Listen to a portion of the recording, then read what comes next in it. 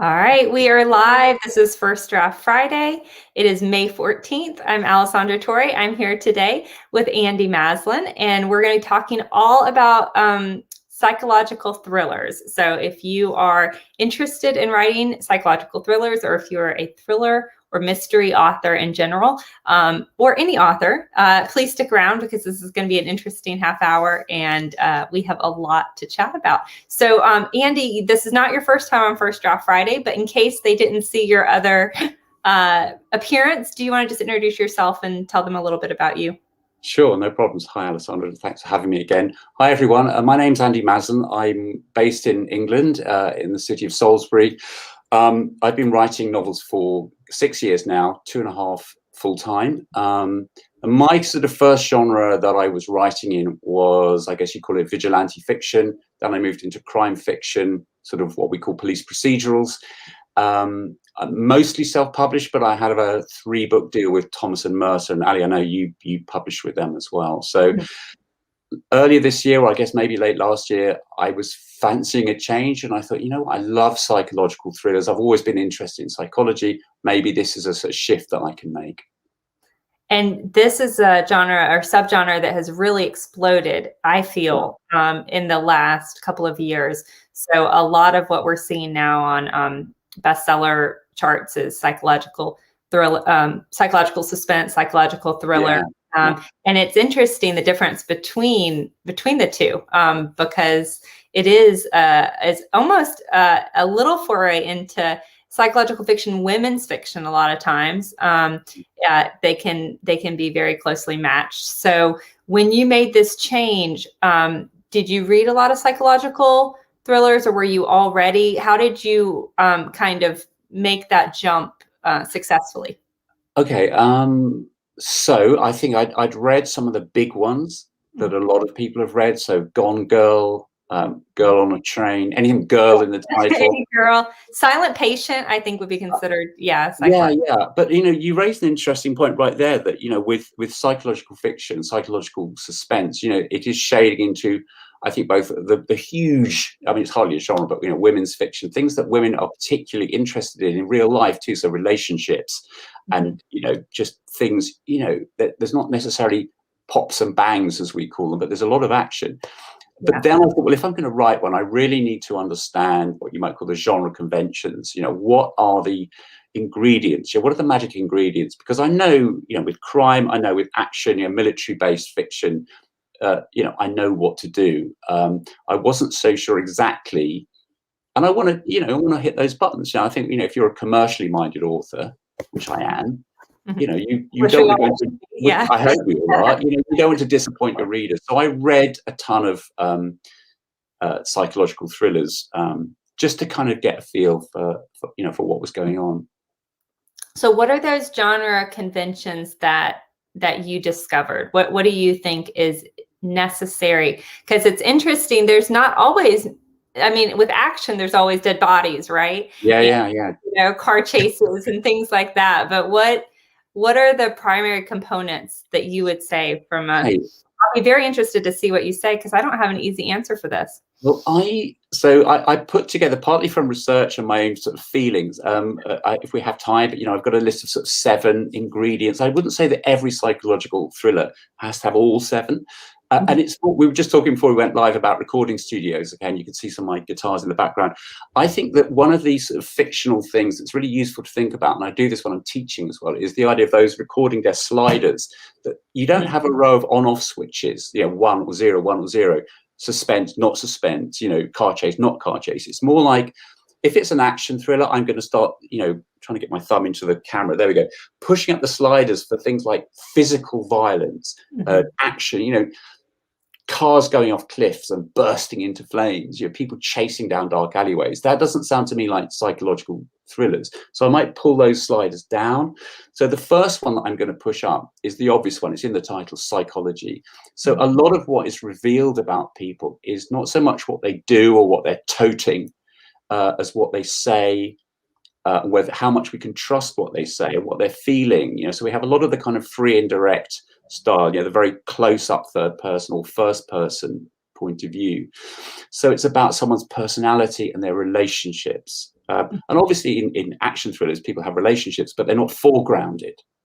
And I think that's the difference. They're not foregrounded. In a psych thriller, it's all about the relationships. I would say the second, well, so talking about psychology as well, the other thing, the kind of classic thing, is the disordered mind. That the protagonist and possibly the antagonist have entered a sort of perception distortion field, either of their own making or of someone else's. So their perception of reality, either because they have a mental health disorder or because they're being gaslighted or whatever it is, but because they don't know what's going on, and because we're so close to them in the sort of, you know, reader character relationship, we're not sure what's going on either. Yeah, and that really brings up the I'm totally blanking on the term for this. The narrator that you can't trust. The unreliable narrator. Unreliable narrator. Yeah. And this I'm trying to think the book that really broke this out, but this is a common element that you'll see in psychological. The reader is reading, and all they know is what the narrator is telling them, but they don't know whether they can trust what that narrator is saying. And oftentimes, sometimes the narrator is lying, but sometimes the narrator thinks a truth that isn't accurate because of, like you said, a mental disorder or alcoholism. I guess Girl on the Train was one of the big. I think that one, and you know, when I read Gone Girl, what I found was so sort of fascinating about that, as you know, I think like a lot of us, I read books with two, you know, I can read it and enjoy the book, and so I'm analysing as I'm going along, and I thought, God, this guy's a complete shit, you know, excuse my French, you know, he's a terrible man, you know, and I think that because the first half is from her perspective, I can't remember, but anyway, part one, and then part two. Yeah. Right, so part one is him. You think, God, this woman's a bitch. You know, poor guy. Yeah. And then, you know, and then you get her saying, oh my God, you know, got it completely around the wrong way. And then I guess people watching this are used to the idea there's spoiler alerts, but spoiler alert, they're both about as bad as each other. So I think, that book also did well. And this kind of was your first point. And if I'm skipping ahead to some of your 7, I apologize. No worries. Secrets are also a really big part of, and one thing I use when I write psychological thrillers a lot of times is my narrator has a secret, but the secret is not what the reader thinks the secret is, you know? So in Gone Girl, you could tell the husband was hiding something, and that made you think, okay, he killed his wife, you know, and, but he had a different secret, and that was why he was lying to police, and that was why he was, you know, being sketchy and all of these different things.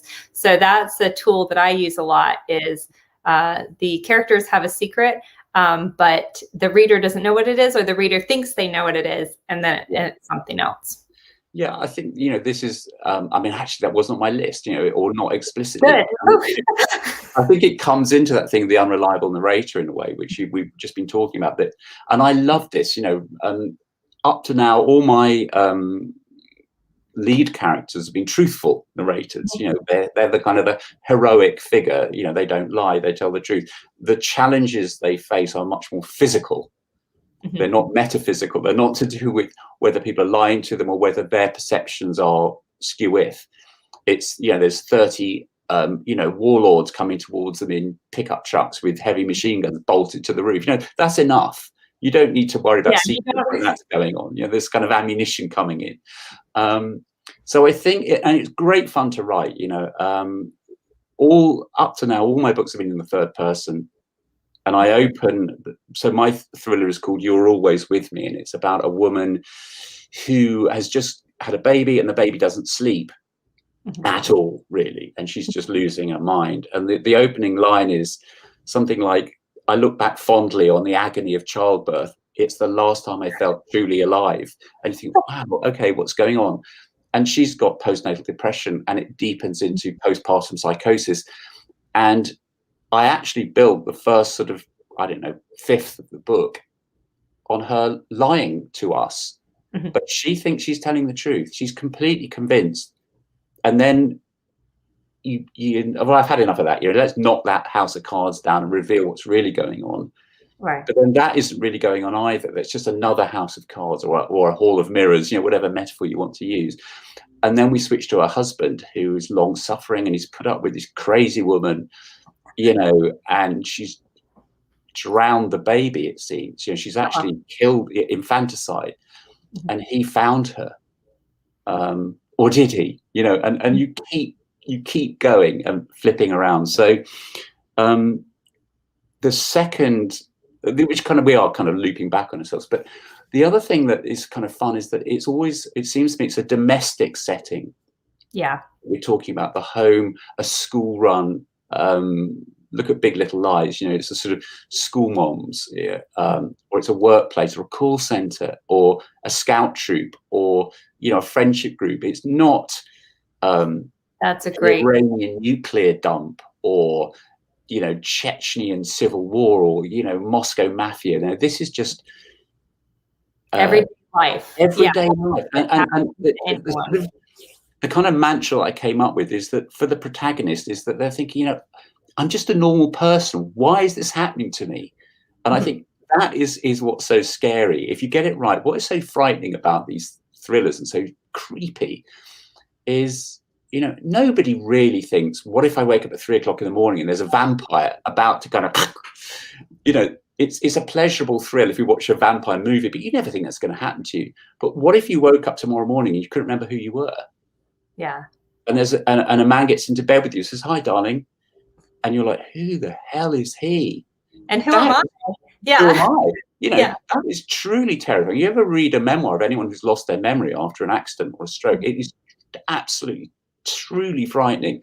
And there's a book, now I've forgotten the author, which is bad of me, but Before I Go to Sleep, which is where every time a woman wakes up, it sort of resets her memory. So it's not quite like Groundhog Day, because she actually doesn't remember yesterday. She doesn't go, today is the same as yesterday. It's almost like being born every day. And she gradually starts piecing her life together. So we have this kind of domestic setting. And one of the sort of title trope or a way of coming up with plots, I think, which is the something from hell. The neighbors from hell, the best friend from hell. Yeah. The wife, or the husband from hell, the boyfriend from hell, the brother-in-law from hell, the kids from hell. And it's just that sort of, if it was Stephen King, it would be the 9-foot spider from hell, or the alien vampire from hell. But in psychological thrillers, it's like the little old lady next door who only wants to help with a few little chores from hell. Yeah.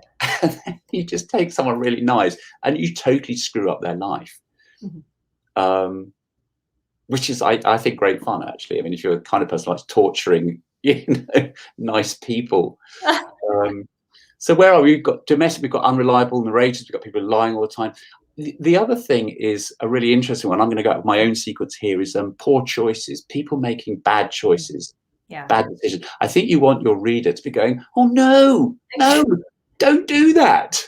Yeah. So let's say you, and I've read literary fiction. There's one called A Simple Plan, where a guy finds a suitcase full of money near a crashed light plane. And then, I mean, we've all had that fancy, I think. And now the sensible, the rational, the honest and ethical thing to do, the boys hand it in, right? Take it to the cops. But at the same time, you can see the temptation. Yeah. And that's one of the challenges for us. We have to make it, and especially with a psychological book, make the reader understand why that character took that wrong path. Yeah, exactly. Even at the time. So, and you just keep having them make more and more bad decisions, or everyone's doing. There's a cop who hides evidence. I don't know if you're watching Mayor of Easttown at the moment. No. Is it good? Kate Winslet, fantastic. She's a cop. She makes a terrible choice. Sorry again, spoiler alert, but it's only the 3rd episode.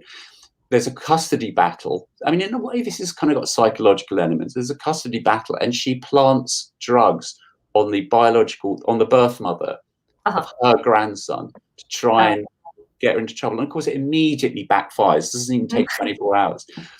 And you think, oh God, don't do that. Why did you do it? But you know why she did, because she loves the child, and she thinks the birth mother is unfit. So doing the right getting thing. people to like hide their crimes, run away, keep evidence from the police, keep going back to the abusive husband or the controlling whoever.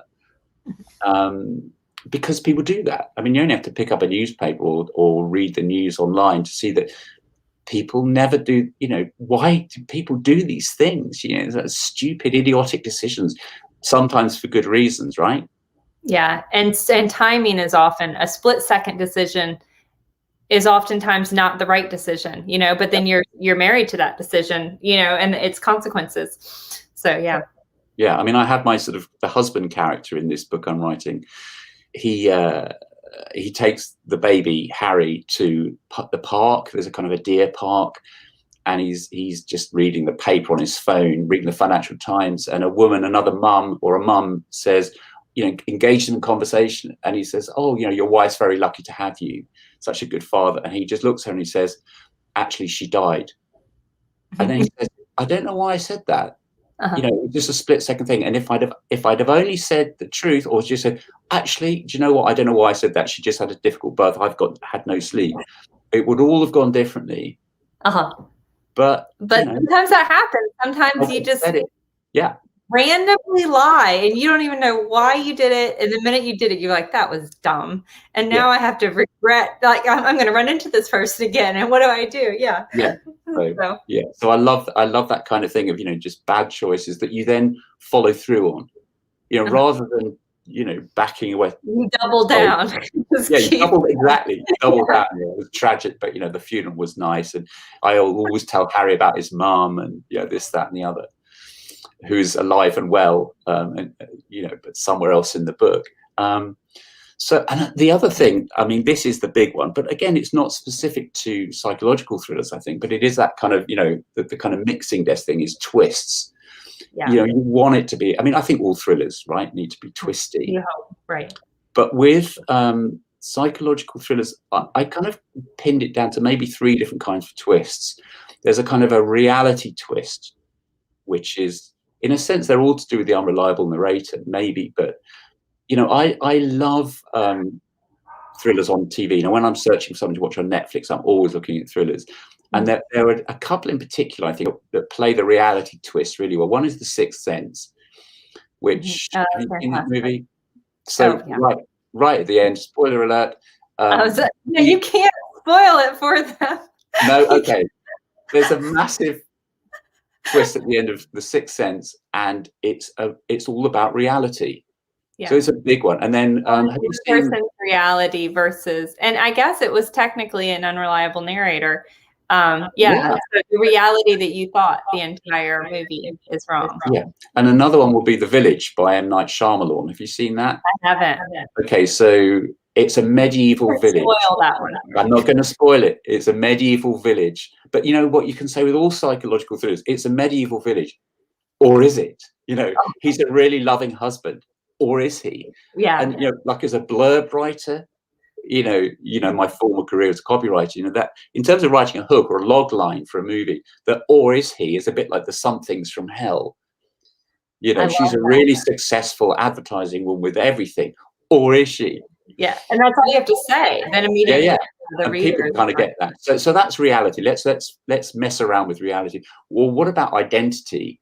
So in Star Wars, I am going to do a spoiler. If anyone hasn't seen Everybody Star Wars knows. yet, that's kind of your bad. You should have seen it a long time ago. And the line I'm thinking of is Darth Vader saying, "Luke, I am your father." What?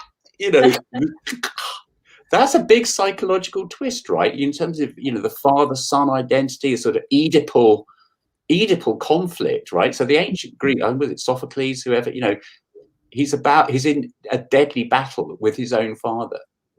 So, or in The Usual Suspects, I won't say the ending of that. I think maybe that's a bit more recent, but there's this guy being interviewed by the cops, spinning this amazing yarn about this Turkish gangster called Kaysa Soze, and there is a fantastic play on identity in that movie. And then the classic one as well, I think, is guilt. Playing with guilt. Who's really guilty, and who is being gaslit? And I just had to write a 1-sentence summary for "You're Always With Me" to pitch to a publisher. And I thought, how am I going to do this? And that was just kind of the line that I came up with: is Mel guilty or just gaslit? And I think so in Jagged Edge and Basic Instinct, like 2 classic thrillers of the 80s, those high concept, glossy kind of thrillers, it all revolves around who's really the guilty one. And the big shock, I remember being at the cinema, literally 200 people went like that in Jagged Edge. And it's all, if you remember, it's one typewriter key. A typewriter key goes clack, and this E goes, jumps, and we all know who it is. So those sorts of twists, the big kind of monster twist at the end, is what really catches people. But I think, there's a knowingness about, I think, all genre fiction readers. We kind of know what we're looking for. We know the tropes as well as the authors. So in a sense, they're looking for the twist. Yeah. But they also kind of want to be fooled. You kind of want to find the twist. They want to hunt it down, but there's a delicious, pain in being exactly right. Oh man, how did I not see that coming? That is what we're all looking for, I think. And the way I think you can set that up is by constantly wrong-footing your reader right through the book. You think she's talking about eggs for breakfast, but she's talking about, I don't know, her frozen eggs for fertility treatment. I mean, that's a random example that just popped into my head. But particularly with the unreliability of the narrator, I think we have a chance to constantly wrong-foot the reader. And so in this book that I'm sort of still in the sort of publishing or drafting stage, the wife wants to go back and collect her car, and she knows it's safe from the family home. She knows it's safe because she's worked out the husband's gone back to work. So she drives back through London.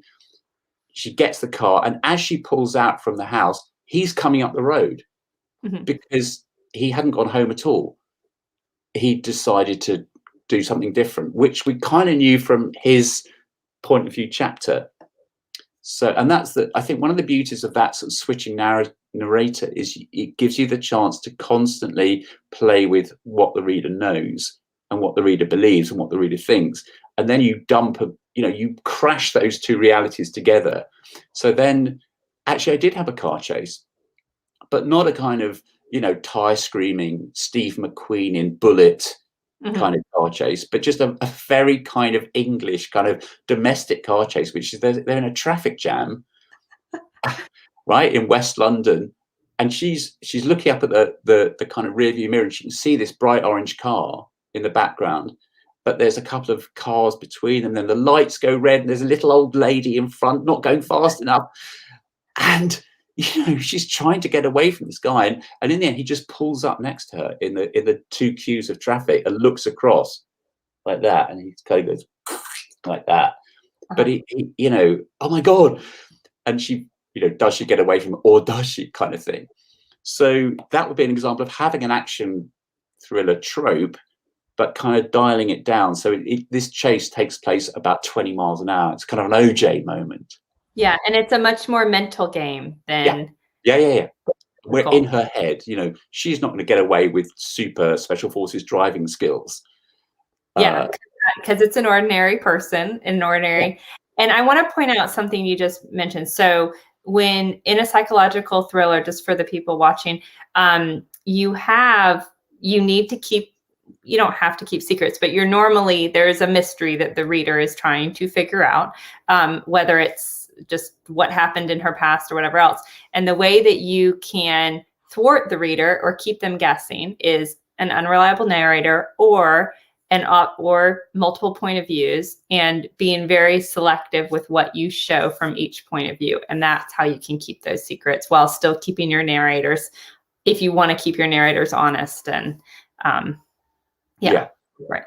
I think yes, and this is something I've kind of learned, because when you come from certainly vigilante fiction or action thrillers, which I cut my teeth on, not so much the police procedurals, but it's a fairly straightforward genre. I mean, I try and play games with it because I don't want to just do a standard kind of product, but pretty much it's like an Arthurian quest. There's a villain holed up in a castle in Serbia, and our hero wants to kill this man, and he's going to go to Serbia, fight his way through the outer defenses, hack through the thorny brambles surrounding the castle, get inside, dispatch the henchmen, go mano a mano with the villain, big climactic battle.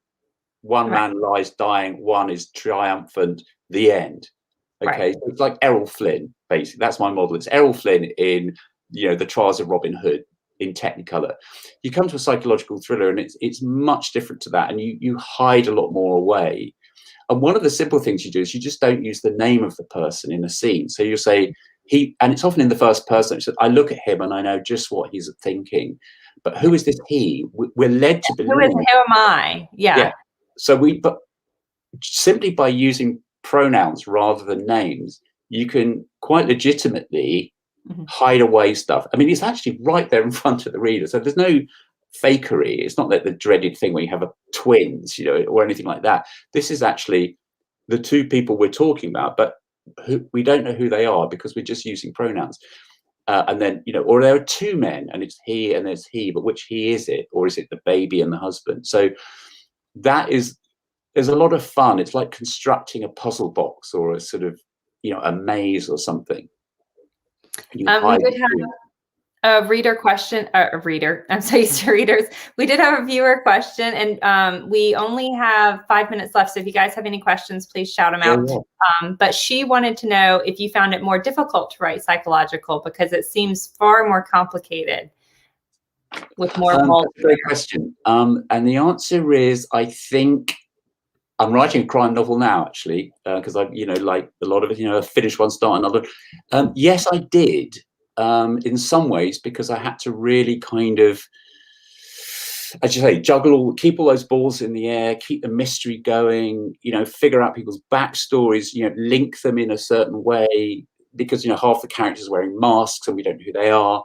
But then, with crime, with police procedurals, you have to build a crime, what I call the inciting incident, and then figure out what happened, then tuck it away, and then come at it from the detective's point of view and uncover the clues and put people in the right place so that they can be discovered at the right time. So I guess maybe when I've written a few more, I would change my answer. But at the moment, definitely more difficult, more complex. Yeah, for me, and Peg had said, do you have any tips for brainstorming ideas? For me, coming up with the idea of a psychological thriller is so much more difficult because it isn't just a bad guy and a good guy and how are they going to, battle. It's what story am I going to paint? And then how is that story going to be inaccurate? And what are the subplots and sub-mysteries? And and how am I going to explain all these motivations? Yeah, I mean, I've seen, because I did read a lot of books. Also, you kind of think, well, I don't want to just repeat that. Mark Edwards has done the Neighbours from Hell. How can I do a Neighbours from Hell? I mean, obviously there are ways you can, but one of the things I do actually and always have done is just read the paper or turn on the news. At the moment, what's happening in the UK is very interesting. There's been a couple of stories about adoption and birth parents, and there's a law going through, I think, to do with who's got the right to do what, and the children. I'm thinking, there's something there now that's just gone into my head about two sets of parents with a claim, if you like, on a child, but also what does the child think? The child's 16, let's say 15, on social media. And then I walk my dog every day for an hour. I'm in the countryside. My brain is just freewheeling. I think, that's just something there. There's a thing, and then it'll go away, and then maybe a week later something else happens, and I just see something like a setting, maybe, or a house. There's a house up the road from us that is like your classic murder house. Okay, tape over the front. It's just been sold. I suspect somebody died in it. It's been there for 20 years that we've lived here. There's moss all over the wooden window frames, and they're cracked and grubby, and there's something going on in that house. There's a very odd round window that I like, and I'm now seeing a face peering out of it. Somehow, maybe those two. I've got a setting. I've got something about adoption. I don't know. You just have to be open the whole time. Reading, consuming, to get those ideas. And I think what you said, or was she, is just a great. Like I always say, what if, and then I like just saying, like, you read an article in the paper, like, oh, obviously the guy killed his wife. I mean, I can tell just from these clues in the paper, or did he, and then you just let your mind think through what maybe the other side could be. And Ian said, what's your view on what works better, first person or third person point of view? Thanks, Ian. It's a great question. And this time I have got a definite answer, which I think you need a mixture. which is the classic politician's answer. I think that I is absolutely brilliant. I hadn't written one in the first person. I think for the key characters, so what I did was I used the husband and wife in the first person. I look back fondly on the agony of childbirth. And then Jonathan says, to be honest, I don't think I was ever a natural father, but, I struggled to make it work. And little by little, I learned how to look after Harry. And after Mel went doolally, I had to step up and be mum and dad. Oh, right, and you could be friendly. But then for the cop, because I do have, there's a death involved in infanticide. And I borrowed this idea from another author. And for Fionn, Fionn Parry is the Welsh detective, I put her in the third person.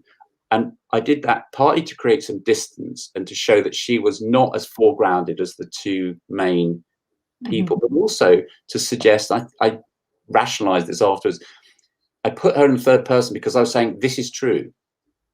You can trust everything you read in these sections because she did this, she found that. If I say she saw a thumbprint in blood on the windowsill, there's no way, unless I'm an unreliable narrator, that clue isn't there. And because I'm not the omniscient and not the sort of narrator of the whole thing, I and Fionn can be trusted in that sort of schematic, and I think that worked quite well for me. And I liked the change of focus, if you like. From a filmic point of view, Fionn is in kind of long shot a lot of the time, whereas the two, the husband and wife, are in sort of extreme close up and actually, looking out through their eyes. So it's just, by using third person, it's literally a change of viewpoint. I do the exact same thing. I write, but I never think of my third person characters as being, that was very interesting that you said that like they can be trusted, because I'm sure that my third person characters have been bad before. But I always also used to do that with my romance novels. Like I definitely think you need a first person. I don't want to say that it's a hard and fast rule, because there's not any rules, but because psychological thriller is so much of that inner narrative and what they're thinking and what their motivations are and things like that, you really want to be inside at least one main character's head, if you can. And this is a point of view follow-up. Carolyn said, do you put different points of views in different chapters, or do you ever mix them within the same chapters? I start a fresh chapter, but I start a fresh chapter. I mean, I have books with 100 chapters. So for You're Always With Me, for the psych thriller, I made a conscious editorial decision right from the get-go to put each viewpoint character, every time the viewpoint switched, so did the character. And I think, if I remember, I would go Mel at the top of the chapter in caps, then I do this, I do that. And then if it stayed with Mel the next chapter, I wouldn't have her at the top, but then we go Jonathan or Fionn or whoever. I think I had 3 or 4 characters. I didn't mix them because I felt that would be too confusing, even if you had the sort of, the 3 asterisks, the fleur-on break. Whereas in my action thrillers and my crime thrillers, I will often mix viewpoints within one chapter as I go. It just felt more natural to do that, although I might borrow that technique back again into crime and chop them up more. But I think it's a cleaner way so the reader can stay on track with whose head they're in. And it's kind of, I use like the example, like when you're at a wine tasting and you'll like sniff coffee beans in between, or if you're sniffing to me, it's like a palate cleanser. Like great. And you're like, okay, this is a new head. No, that's a great sort of analogy, really. I hate to say it, but we're out of time. So this has been a fantastic chat. And Andy has an article that if we haven't already published it, we'll publish it and we'll send it out via the email list. So if you'd like to know more about his thoughts on psychological thrillers, we can knock out through that article. But thank you so much, Andy, for joining us. And thank you for everyone watching. If you are watching on YouTube, please subscribe to our channel. If you're watching on Facebook, please join the group. And if you're listening to the podcast, please subscribe to us there. And thank you guys so much for coming. Ian says he loves your collection of guitars, Andy. That was the first thing I noticed. But thank you guys. We're going to sign off, and we'll see you in 2 weeks for another First Draft Friday. Thanks, Ali. Bye-bye.